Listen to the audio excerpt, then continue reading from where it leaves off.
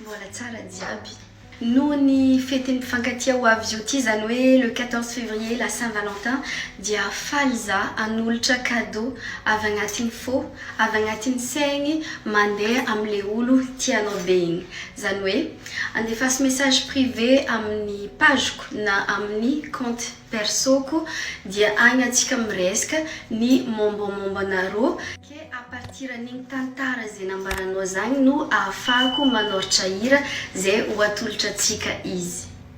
Oa fetin'ny mpifankatia de maro amintsika zio tsy mahay hoe ino cadeau amezako ty olo tiako be ty.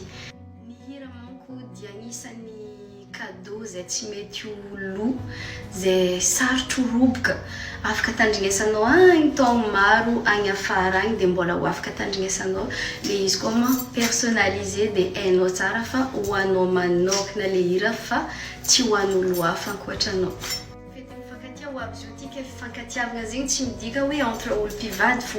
Le hira mety atolotra anao ho an'ny vadinao na zanakanao na ray aman-dreninao na koa namanao be ohatra hoe meilleur ami namanao zay tsy fohinao zegny. Fête d'anniversaire ou anzay makalaza anniversaire. Ho anareo zay andefa commande pour la Saint-Valentin dia manomboka niany ny fandraisany commande dia mifaragna le 12 février. Ho anzay commande neny Saint-Valentin zegny. De andefasy message amin'ny pageko na amin'ny compte persoko ho anzay misy question. Merci beaucoup.